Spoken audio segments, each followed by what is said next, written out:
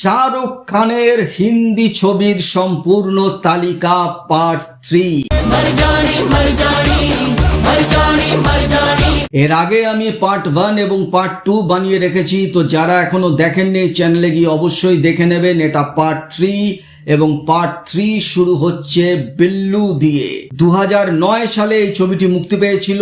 প্রীতম এই ছবি সুরকার ছিলেন, সঙ্গে করিনা কাপুর এবং দীপিকা পাড়ুকোন। শাহরুখ খানের সঙ্গে স্পেশাল অ্যাপিয়ারেন্সে দুটি গানে দেখা গিয়েছিল। এই ছবিতে শাহরুখ খানের কোনো নায়িকা ছিল না এবং সঙ্গে ইরফান খান এবং লারা দত্তাও ছিলেন, কিন্তু বক্স অফিসে বিল্লু চলেনি, ফ্লপ করেছিল।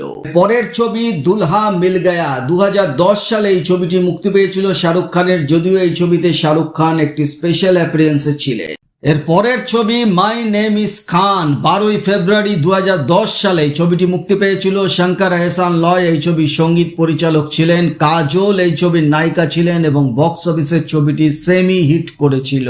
পরের ছবি শাহরুখ বোলা খুবসুরত হে তু। 2010 সালে এই ছবিটি মুক্তি পেয়েছিল এবং এই ছবিতে শাহরুখ খান একটি স্পেশাল অ্যাপিয়ারেন্সে ছিলেন। এর পরের ছবি অলওয়েজ কভি কভি। 2011 সালে এই ছবিটি মুক্তি পেয়েছিল এবং এই ছবিতেও যথারীতি শাহরুখ খান একটি স্পেশাল অ্যাপিয়ারেন্সে অভিনয় করেছিলেন। পরের ছবি লাভ ব্রেকআপ জিন্দেগি। 2011 সালে এই ছবিটি মুক্তি পেয়েছিল এবং এই ছবিতেও শাহরুখ খান একটি স্পেশাল অ্যাপিয়ারেন্সে ছিলেন। পরের ছবি রাবণ। 26 অক্টোবর 2011 সালে এই ছবিটি মুক্তি পেয়েছিল। বিশাল শেখর এই ছবির সুরকার ছিলেন। করিনা কাপুর এই ছবির নায়িকা ছিলেন, কিন্তু বক্স অফিসে বিপুল অর্থ ব্যয় নির্মিত এই ছবিটি চলেনি, ফ্লপ করেছিল। এর পরের ছবি ডন 2। 2011 সালে এই ছবিটি মুক্তি পেয়েছিল। শঙ্কর এহসান লয় এই ছবি সুরকার ছিলেন। প্রিয়াঙ্কা চোপড়া নায়িকা ছিলেন এবং বক্স অফিসে ডন 2 হিট করেছিল।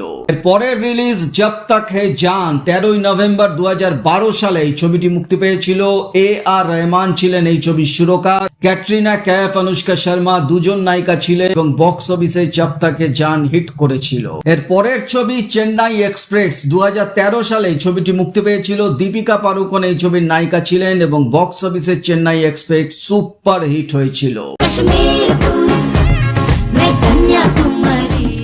পরে রিলিজ বম্বে টকিজ। 2013 সালে এই ছবিটি মুক্তি পেয়েছিল। এই ছবিতে শাহরুখ খান একটি স্পেশাল অ্যাপিয়ারেন্সে ছিলেন। পরে রিলিজ ভূতনাথ রিটার্নস। 2014 সালে এই ছবিটি মুক্তি পায় এবং এই ছবিতেও শাহরুখ খান একটি স্পেশাল অ্যাপিয়ারেন্সে ছিলেন। এর পরের ছবি হ্যাপি নিউ ইয়ার। 24 ডিসেম্বর 2014 সালে এই ছবিটি মুক্তি পেয়েছিল।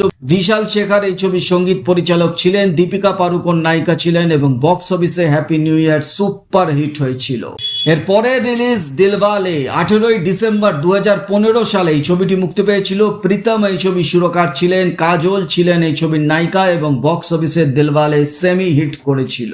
এর পরের ছবি আসে ফ্যান। 2016 সালে এই ছবিটি মুক্তি পেয়েছিল। বিশাল শেখর এই ছবির সঙ্গীত পরিচালক ছিলেন। শাহরুখ খানের কোনো নায়িকা ছিল না এই ছবিতে এবং বক্স অফিসে ফ্যান ফ্লপ করে।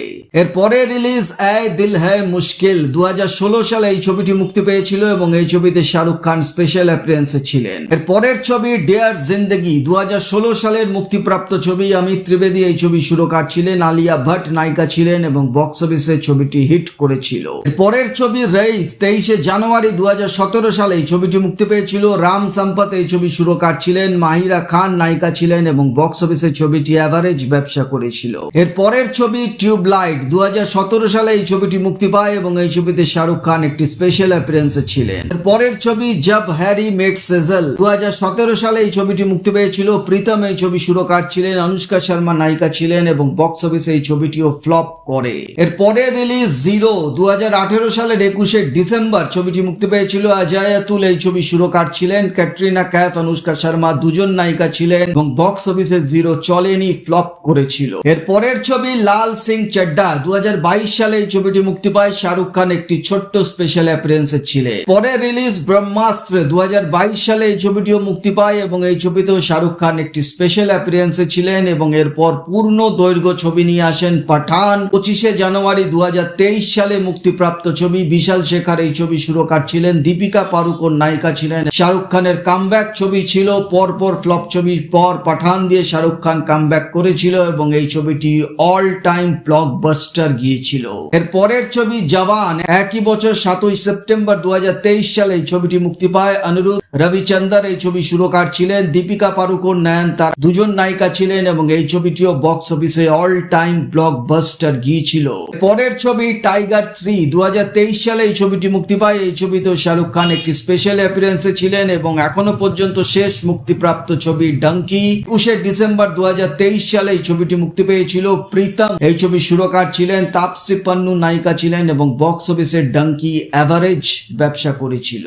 শাহরুখ খান তার ক্যারিয়ারে মোট 64টি ছবি করেছিলেন যাতে তিনি নায়ক ছিলেন এবং 29টি ছবি করেছিলেন যেখানে তিনি শুধু স্পেশাল অ্যাপিয়ারেন্সে অভিনয় করেছিলেন। তো 64টি ছবির মধ্যে 5টি ছবি ব্লকবাস্টার গিয়েছিল, 9টি ছবি সুপার হিট হয়েছিল, 12টি ছবি হিট হয়েছিল, 5টি ছবি সেমি হিট গিয়েছিল, 6টি ছবি অ্যাভারেজ ছিল, 2টি ছবি বিলো অ্যাভারেজ ছিল এবং 26টি ছবি ফ্লপ করেছিল।